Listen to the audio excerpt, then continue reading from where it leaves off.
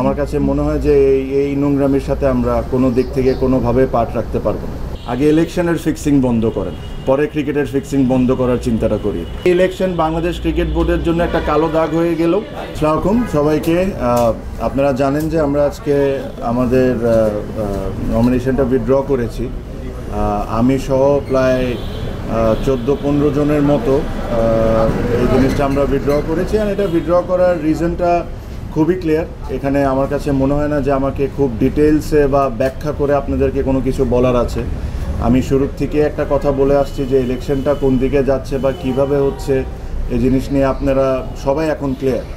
যখন যেমন মনে হচ্ছে, যখন যা মনে হচ্ছে তখন তা করা হচ্ছে। এটা আসলে ইলেকশন না, এটা ইলেকশন না। আর ক্রিকেটের সাথে এই জিনিসটা কোনো দিক থেকেই মানায় না। আপনারা আই এম শিওর যখন ইসি তালিকা দিবে যে আজকে কারা কারা উইথড্র করেছেন, তাদের নামগুলো আপনারা দেখলেই বুঝতে পারবেন যে তারা সবাই তাদের জায়গার থেকে হেভি ওয়েট, তাদের ভোট ব্যাঙ্কও ইটস ভেরি স্ট্রং।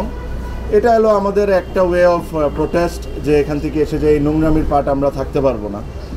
এখানে ধরেন বিভিন্ন ধরনের বিভিন্ন সময় অনেক ধরনের কথা বলা হয়েছে, but end of the day আমার কাছে মনে হয় যে এই নোংরামির সাথে আমরা কোনো দিক থেকে কোনোভাবে পার্ট রাখতে পারবো না। আর সেকেন্ডলি আমি একটা জিনিস সবসময় বলছি, বাংলাদেশ ক্রিকেট এটা ডিজার্ভ করে না, বাংলাদেশের ক্রিকেট ফ্যানরাও এটা ডিজার্ভ করে না।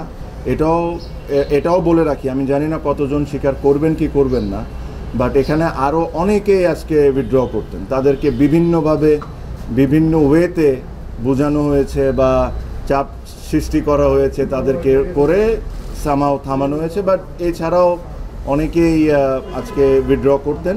তাও 15 জন যদি আজকে করে থাকেন, যদি আমি রাইট হয়ে থাকি, এটা একটা সিগনিফিক্যান্ট নাম্বার। অলমোস্ট 50% আপনার উইথড্র করে নিয়েছে। সো আমি এই বিষয়ে কোনো এক সময় ডিটেলসে আপনাদের সাথে কথা বলবো যে কি হয়েছে কি হয় নাই। আমি একটা জিনিসই বলবো যে যারা বোর্ডে আছেন তারা যদি এভাবে করে ইলেকশন করতে চান করতে পারেন, জিততেও পারেন। বাট আজকে ক্রিকেট 100% হেরে গেছে, এটা নিয়ে কোনো সন্দেহ নাই। আপনারা বলেন বড় গলায় যে বাংলাদেশে ফিক্সিং বন্ধ করা লাগবে, আগে ইলেকশনের ফিক্সিং বন্ধ করেন, পরে ক্রিকেটের ফিক্সিং বন্ধ করার চিন্তাটা করি।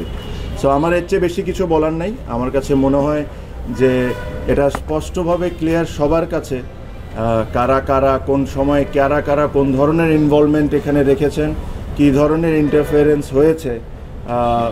নিয়ম ইচ্ছামতগত সুবিধার মতো যে সময় দরকার ও সময় চেঞ্জ করা হয়েছে।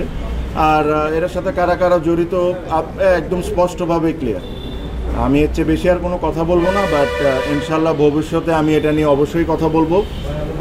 আমি আমার স্পিচ এই কথাই বলে শেষ করব যে এই ইলেকশন বাংলাদেশ ক্রিকেট বোর্ডের জন্য একটা কালো দাগ হয়ে গেল। আর এই ইলেকশনের পার্টের সাথে যারা আছে এরা আই এম শিওর তারাও বুঝতে পারেন যে ইলেকশনটা কোনো দিক থেকেই এটা একটা ইলেকশন ছিল না। সো থ্যাংক ইউ আমার তরফ থেকে। আমার এর চেয়ে বেশি আর কোনো মেসেজ দেওয়া নেই। ওকে।